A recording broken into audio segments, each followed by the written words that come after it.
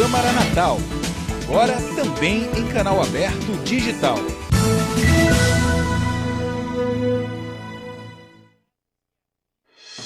Tela de Justiça. Fique em dia com os assuntos jurídicos. Olá, estamos de volta com Tela de Justiça na TV Câmara Natal, trazendo as principais notícias jurídicas e entrevistas com aqueles que são destaques na área. No programa de hoje eu converso com o advogado especialista em processo civil, Daniel Assunção Neves. No ar, Tela de Justiça. Tela de Justiça. Indicado para o cargo de ministro do Superior Tribunal de Justiça, o desembargador federal potiguar Marcelo Navarro será sabatinado pela Comissão de Constituição e Justiça do Senado Federal na próxima quarta-feira, dia 2 de setembro, às 10 horas. Marcelo Navarro é o atual presidente do TRF-5 e ocupará uma das vagas destinadas a juízes federais, caso sua indicação seja aprovada pelo Senado. O nome de Marcelo Navarro constava em lista tríplice e foi o escolhido no dia 17 de agosto pela presidente Dilma Rousseff para integrar o STJ. A sabatina será transmitida ao vivo pela TV Senado. A desembargadora Maria Zeneide Bezerra assumiu a presidência do Tribunal Regional Eleitoral do Rio Grande do Norte. Veja como foi a posse. Por escolha da presidente eleita, a cerimônia de posse da desembargadora Zeneide Bezerra como presidente do Tribunal Regional Eleitoral do Estado aconteceu no Teatro Municipal de Parnamirim. Para o mandato de 1 ano à frente do TRE, Zeneide Bezerra disse que vai dar continuidade às ações da gestão anterior. Para ela, o maior desafio agora será preparar as eleições municipais de 2016 com o orçamento reduzido. Nenhuma preocupação, apenas como um desafio de qualquer gestor. No entanto, como há uma gestão já em harmonia, que foi construída a 4 mãos, a gente apenas vai dar continuidade àquilo que nós nos propomos no dia 2 de setembro de 2014. Para marcar o início dos preparativos para o pleito eleitoral do ano que vem, a nova presidente do TRE disse que vai retomar a partir de setembro o cadastramento biométrico obrigatório em 5 zonas eleitorais. E para isso, vai contar com o apoio das gestões municipais. Nós estamos muito bem obrigados, nós somos o 3º estado do país que está muito bem na biometria, Nós alcançamos mais 50% da biometria. Nós agora vamos recomeçar, agora no dia 9 de setembro, alguns municípios já com a biometria. E nós não avançamos mais, porque o próprio TSE, ele ainda não deu aquela condição que a gente precisa. O ex-presidente e agora vice-presidente e corregedor eleitoral do TRE, desembargador Virgílio Macedo, reafirmou também a parceria com a nova gestão do tribunal. Vamos continuar da mesma forma, afinados, evidentemente com um orçamento muito equilibrado. O TSE fez um contingenciamento, que é um corte nos nossos recursos, mas eu acredito que com criatividade possa se fazer alguma coisa. A cerimônia de posse da nova presidente do TRE foi bastante prestigiada. Familiares, Forças Armadas, representantes do Poder Judiciário e a classe política do Estado também estiveram presentes. A democracia mostra cada vez mais o seu vigor e é importante que nós tenhamos todos os aparelhos assim, de ação e de atuação para que a justiça eleitoral possa agir plenamente nas próximas eleições. A desembargadora Zeneide Bezerra, como presidente do Tribunal Regional Eleitoral, certamente dará um tom diferente, mas dentro dos princípios do próprio Tribunal Regional e dentro dos princípios da democracia cidadã. O tribunal tem se conduzido com absoluta responsabilidade, sensatez, dentro dos ditames da lei, e isso é que é importante para garantir a democracia plena no nosso país, naturalmente, na nossa cidade, no nosso estado.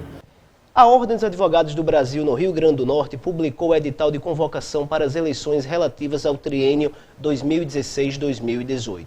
Os advogados e advogadas inscritos na seccional Potiguar, em dia com as suas contribuições, estão convocados a participarem da votação destinada à eleição dos novos membros da diretoria e do Conselho Seccional. O pleito acontecerá no dia 16 de novembro, das 9 às 17 horas, na Arena das Dunas, em Natal, e na sede das subseções de Mossoró, Caicó, Pau dos Ferros, Açu, Currais Novos, Goianinha e Macau. Os pedidos de registro de chapas poderão ser feitos até o dia 16 de outubro, um mês antes da eleição. A segunda edição da principal publicação sobre a Justiça Potiguar foi lançada na última quinta-feira no Tribunal Regional do Trabalho do Rio Grande do Norte. O Guia do Judiciário RN 2015 foi apresentado no plano da Corte Trabalhista e entregue à presidente do TRT-RN e aos demais desembargadores. A presidente do TRT-RN, desembargadora Josiane Dantas, destacou a importância da publicação. O guia é uma preciosa fonte de informação e de transparência para se conhecer mais o Poder Judiciário do Rio Grande do Norte, disse a desembargadora. No próximo bloco, eu converso com o advogado especialista em processo civil, Daniel Assunção Neves. Tela de Justiça volta já. Tela de Justiça. Colocar o lixo no lugar certo não é só uma questão de hábito, é também uma questão de educação. Jogue limpo com a sua cidade. Colocando o lixo no lugar adequado, a cidade fica mais bonita e todos ganham. O meio ambiente, a sua saúde e a qualidade de vida de todos. Povo limpo é povo educado. Jogue limpo. Jogue o lixo no lugar certo. Câmara Municipal de Natal. A Casa do Povo, a sua casa. TV Câmara, a TV do povo de Natal.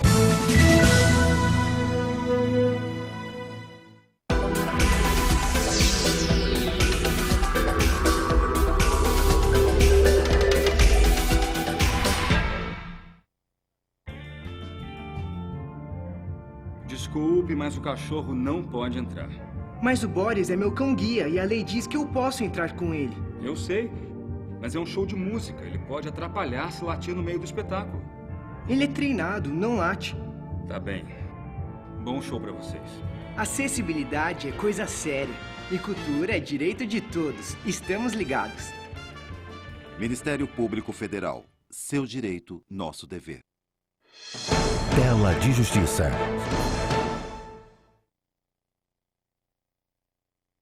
Estou de volta com Tela de Justiça na TV Câmara Natal. O processo eletrônico avança no Brasil. O PJE superou a marca de 5 milhões de processos em tramitação na Justiça brasileira. Os processos judiciais tramitam em 2.377 órgãos julgadores. Utilizam o sistema 44 tribunais, sendo 24 tribunais regionais do trabalho, 16 tribunais de justiça, 2 tribunais regionais federais, 2 tribunais de justiça militar estaduais, além do Conselho da Justiça Federal e do próprio Conselho Nacional de Justiça. O Tribunal de Justiça de Pernambuco segue como a Corte da Justiça Estadual com maior número de processos tramitando via PJE, com mais de 360 mil processos. O novo Código de Processo Civil entra em vigor no próximo ano. Para saber quais serão as principais mudanças no novo CPC, eu converso agora com o advogado e professor Daniel Assunção Neves. Doutor Daniel, seja bem-vindo ao Tela de Justiça.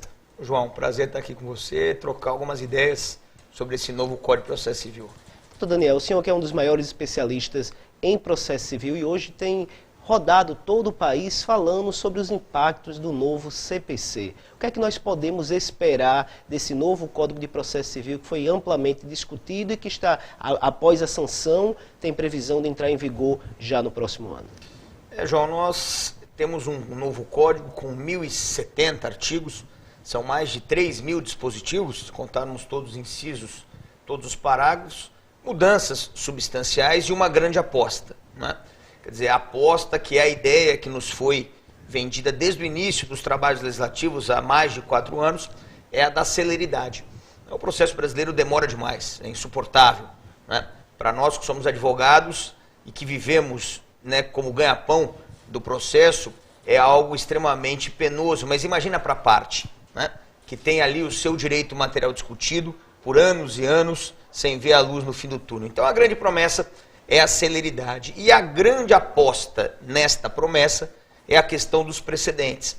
Quer dizer, você trazer uma experiência muito forte do direito norte-americano, do direito da tradição anglo-saxã em geral, para o Brasil, de forma que os tribunais fixam entendimentos, em especial os tribunais superiores, e esses entendimentos passam a vincular todos os juízes de todos os graus de jurisdição. A expectativa, primeiro, é tratar os iguais igualmente, uma questão de isonomia. A segunda expectativa é segurança jurídica, porque se eu já sei como será resolvida aquela questão no judiciário, meu próprio comportamento fora do juízo, quer dizer, meu comportamento nas relações de direito material, ele já vai ser direcionado para aquela tese fixada nos tribunais. E com isso, a grande esperança é que eu ganhe a tão almejada celeridade processual. É uma aposta, né? Como toda aposta, ela pode dar certo ou pode não dar. Quer dizer, é interessante notar que nós já temos alguma coisa de eficácia vinculante no sistema, né? Quer dizer, nós temos a súmula vinculante, nós temos o controle concentrado de constitucionalidade, e nós temos o recurso especial extraordinário repetitivo, e esses instrumentos que vieram como grandes promessas de mudança, não melhoraram significativamente o processo, o andamento do processo. Você não pode me dizer que o processo hoje vá mais rápido do que ia há 5 anos atrás, né? Quer dizer, então, veremos. Quer dizer, a aposta é você tornar mais comum essa eficácia vinculante. Quer dizer, com o que temos não funcionou. Vamos ver. De repente, aumentando, pode ser que funcione. O senhor está falando da aposta pela celeridade, que o novo código ele vem com esse objetivo de acelerar todos os processos que ele passa a legislar. Mas quais são os impactos negativos? O código também tem sido criticado por algumas das suas normas. Quais são esses impactos negativos, esses reflexos na advocacia, sobretudo? Você tem, na verdade, algumas criações que são difíceis de explicar, inclusive à luz do objetivo que é a celeridade. Vou te dar só um exemplo bem pontual, mas bastante significativo. Tutela de urgência. Quer dizer, hoje nós temos muito tutela de urgência no dia a dia forense. Então é aquela questão em que o tempo é um inimigo. Ele é um inimigo da efetividade do processo. Então não adianta você esperar o processo chegar ao fim para ser tutelado. Você tem que ser tutelado imediatamente. Então temos muitos pedidos, tutela antecipada, tutela cautelar. O novo CPC traz uma outra tutela provisória, que é a tutela da evidência. Mas com relação à tutela antecipada, olha que interessante. Hoje, para você fazer um pedido de tutela antecipada, você precisa entrar já com a petição inicial do processo. E aí você faz incidentalmente o pedido de tutela antecipada. No novo CPC, você vai poder fazer um pedido antecedente de tutela antecipada. Então você vai fazer uma petição muito mais simples do que uma petição inicial, basicamente mostrando por que seu direito é provável e aonde está o risco. Se o juiz conceder, ele vai mandar citar o réu. E aí olha que coisa. Se o réu não recorrer desta decisão, a decisão se estabiliza. Ou seja, apesar do juiz não decidir o mérito da demanda, aquele processo é extinto.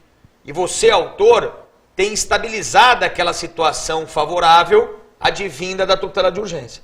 Então, imagina o seguinte, eu advogo para a instituição financeira. Há uma discussão muito frequente sobre o nome do Serasa. Então, o sujeito ele entra com uma ação para discutir uma dívida e pede em tutela antecipada para tirar o nome do Serasa. E a maioria absoluta dos juízes tira. E, pelo menos, os meus clientes, eles têm uma orientação de que, em regra, não é para gravar, porque para eles tanto faz o nome do sujeito ficar no Serasa ou não. Essa que é a verdade. Eu vou ser obrigado a gravar. Porque se o sujeito ele perde essa tutela e eu não agravo, estabiliza. O nome dele fica fora do Serasa. Ah, mas aí não se discute a dívida. Mas muitas vezes ele não quer discutir a dívida. Porque ele é devedor. Ele só quer tirar o nome do Serasa. Então imagine, e eu não estou falando de 1, 2, 3 processos. Estou falando de milhares de processos. São milhares de processos que hoje eu não agravo e que eu vou ter que passar a agravar. Então o código está me obrigando a agravar. Então, se o problema da celeridade é a grande quantidade de processos de recursos, então quem consegue me explicar esse artigo 304 do novo CPC? Complicado. Doutor Daniel, diante disso que o senhor acabou de colocar e também após a opinião de alguns ministros que já se expressaram contrário a alguma parte do código, a alguns artigos do código, o senhor acredita que com após a sanção e com essa previsão de entrar em vigor já próximo ano, o novo CPC realmente passará a vigorar em 2016? Então, João, o grande problema que foi levantado pelos ministros do STF, em especial, né, pessoalizado no Gilmar Mendes, foi o seguinte: há uma mudança procedimental de que o recurso especial e o recurso extraordinário, eles não tenham mais, em regra, admissibilidade feita em segundo grau. Então você vai entrar com recurso especial aqui no TJ do Rio Grande do Norte e não vai ter mais aquela análise de admissibilidade do vice-presidente. O seu recurso ele vai ser mandado para Brasília obrigatoriamente. E quem fará a única admissibilidade, o único juiz de admissibilidade será o Tribunal Superior.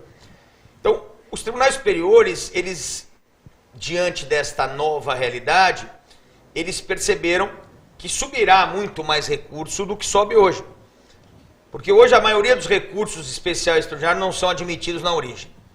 E aí vem o agravo do 544. Mas nem todos agravam dessa decisão. Então isso vai contra a celeridade, que é o principal objetivo do novo CPC. Aqui na verdade, que também é uma aposta que já vem, né, sendo feita há algum tempo, que é diminuir a chegada de recursos aos tribunais superiores. E essa claramente é uma mudança que vai contra esse ideal. E aí eu só lamento, viu, João, vou te falar, que agora os ministros tenham feito essa reivindicação. Porque o projeto ele tramitou por mais de 4 anos. E esta não é uma novidade. Desde o projeto original, essa mudança da competência da admissibilidade já existia. Então, o que me incomoda, e eu não estou entrando no mérito da questão, é você, depois de aprovado o código, querer, na verdade, mudar o que poderia ter sido democraticamente conversado antes da aprovação. Mas, de qualquer maneira, a respeito desse tema, há a consequência reflexa, que é a ideia de que vamos aumentar a vacatio legis. Né? O Gilmar Mendes sugeriu até 5 anos, é óbvio que é um despropósito, mas eventualmente em aumentar mais 1 ano de vacatio legis. É curioso por quê? Porque há um projeto de lei já para mudar o CPC na vacância, que é o projeto de lei 414 do Senado. E esse projeto de lei, ele na verdade não fala nada sobre a prorrogação da vacatio. Ele é um projeto substancialmente para alterar essa regra da admissibilidade do RE e do RESP. Então não deixa de ser curioso, porque se houvesse um movimento mais forte para aumentar a vacatio, certamente já estaria neste projeto de lei. Mas projeto de lei é aquela coisa, né? Nasce de um jeito e a lei que vem lá depois pode ser de outro. Então pode ser que nesse projeto de lei incluam algum tipo de prorrogação da vacatio. Mas olha, a gente teve esse movimento no Código Civil. O Código Civil ele foi aprovado, tinha uma vacatio de 1 ano, e também houve uma grande movimentação para prorrogação, que acabou acontecendo só naquelas relações comerciais, societárias, né, empresariais, e nem no Código Civil conseguiram, né, fazer uma prorrogação. Eu sinceramente sou cético, eu acho que não temos grande chance. É melhor se preparar para março de 2016, porque a probabilidade hoje maior é de que realmente ele entre em vigência nesse momento. Doutor Daniel, nós falamos sobre as evoluções do novo CPC, como também as involuções. O que é que pode ocorrer com a entrada do novo CPC em vigor? Na sua opinião, de especialista, hoje um dos principais nomes do país em processo penal, em processo civil, o código, o novo CPC, ele era realmente necessário para legislar melhor essas causas? Olha, eu tenho a impressão, eu era lá no início daqueles que achava que se nós fôssemos fazer um novo código, seria na verdade um trabalho, eu acho que mais profundo do que o foi feito. É claro que o nosso código, né, o Calmon de Passo que dizia isso, o nosso código é como aquela moça mais velha que vai fazendo cirurgia atrás de cirurgia e em determinado momento ela está totalmente deformada, você não reconhece mais uma pessoa naquela cara, porque cirurgia em cima de cirurgia e tudo mais. Agora, o nosso CPC de 73, ele teve isso, porque se a gente parar para pensar, a partir de 1990, basicamente todo ano, nós tivemos mudança do CPC. Então, você acreditar que o CPC de hoje é o CPC de 73, é uma ingenuidade. O nosso CPC de hoje não é o de 73. O nosso CPC de hoje é um CPC totalmente diferente daquele que foi aprovado em 73. E isso, essas mudanças pontuais, elas deixam o código desarmônico. porque você faz uma mudança pontual e muitas vezes não considera a sistemática do código. Então, um rearranjo do código ele era necessário. Só que você criar um novo código, na verdade, vem a ideia de que você vai trazer uma mudança substancial do sistema. E eu realmente não sei se isso chegou a acontecer. Eu te dou um exemplo. Execução. Por que nós, na execução, não nos filiamos em experiências estrangeiras, em especial em Portugal, que trabalha com uma desjurisdicionalização da execução? Muitos atos que são feitos na execução pelo juízo, lá em Portugal, são feitos pelas partes, pelos advogados. Você retira esse ônus pesado de atos materiais da execução e joga para as partes e os seus advogados. Quer dizer, não houve nada disso. Quer dizer, a nossa execução teve uma mudança pontual aqui, muda um prazo ali, esclarece alguma coisa lá, mas substancialmente essa seria uma mudança de sistema. Essa não veio. Quer dizer, e para mim é inevitável, nós vamos ter que trabalhar isso. Quer dizer, então que daqui a 3, 4 ou 5 anos nós já vamos estar fazendo a reforma do novo CPC? Quer dizer, não parece muito saudável, né?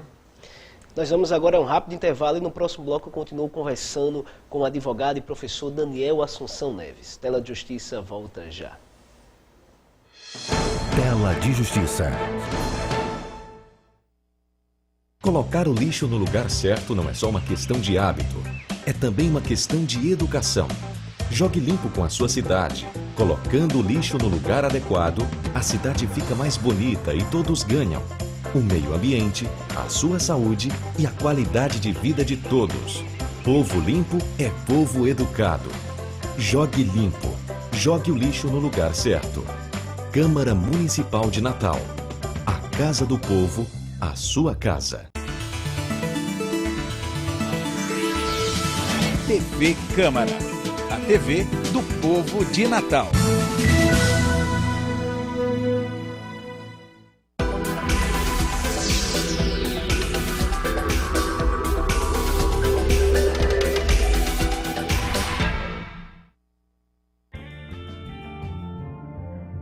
Desculpe, mas o cachorro não pode entrar. Mas o Boris é meu cão-guia e a lei diz que eu posso entrar com ele. Eu sei, mas é um show de música. Ele pode atrapalhar se latir no meio do espetáculo. Ele é treinado, não late. Tá bem. Bom show pra vocês. Acessibilidade é coisa séria. E cultura é direito de todos. Estamos ligados. Ministério Público Federal. Seu direito, nosso dever. Tela de Justiça. Estamos de volta com Tela de Justiça na TV Câmara Natal. Hoje eu estou conversando com o advogado e professor Daniel Assunção Neves, especialista em processo civil. Doutor Daniel, o novo Código de Processo Civil também estimula a prática da arbitragem. Ela é uma prática benéfica? João, o novo CPC, em mais uma daquelas apostas que a gente estava comentando no início, ele incentiva as chamadas formas alternativas de solução de conflito, que hoje até são chamadas também de formas adequadas de solução do conflito, que são aquelas formas de você resolver uma crise não por meio da jurisdição. Quer dizer, você tem hoje a mediação e a conciliação, que são formas consensuais de solução do conflito, e tem a arbitragem, que se aproxima mais da jurisdição, porque você não tem ali um consenso para a decisão, né? A decisão é impositiva, o árbitro ele resolve e essa decisão é imposta às partes. E o novo CPC ele prestigia no limite do possível, é claro, porque ele é um código processual. Então, ele incentiva em que forma? Por meio de princípios, logo ali no artigo 3º, ele vai incentivar que advogados, procuradores, promotores, defensores públicos, juízes, todos busquem formas de solução consensual. Ele prestigia a arbitragem, adequando o novo CPC àquelas mudanças da lei de arbitragem feitas quase que concomitantemente com a aprovação do novo CPC. Então foi interessante porque muitas das coisas que vieram na nova lei de arbitragem, nova lei não, né? Na reforma da lei de arbitragem também estarão no novo CPC, uma compatibilidade bastante interessante. E é uma aposta, né? Quer dizer, é uma aposta que ele faz porque o judiciário está saturado, né? O judiciário está saturado, ele percebe que nem sempre a jurisdição é a melhor forma de resolver o conflito, né? Quer dizer, fora a situação caótica do judiciário, nós temos também a percepção de que nem sempre decidir um conflito de forma impositiva é a melhor forma para resolver o conflito. Principalmente, João, naquelas situações em que as partes continuam a conviver depois que o conflito é resolvido. Vizinhos. Essas alternativas elas foram pregadas, inclusive, no discurso de posse do ministro Lewandowski ao assumir o STF, defendendo as medidas alternativas, a conciliação, a arbitragem, a mediação para desafogar o Poder Judiciário. Doutor Daniel, o senhor é radicado em São Paulo, é paulista, atua aqui também com escritório aqui em Natal, em parceria com a doutora Rossana Fonseca, mas lá em São Paulo essa prática ela já é bem expandida, já é válida, já é aplicada há bastante tempo, que é a arbitragem. Aqui no Nordeste ela ainda não é tão usual. O que é que falta para que a arbitragem ela se expanda, ela passe também a ser praticada com tanta eficiência como é nas regiões sul e sudeste do Brasil?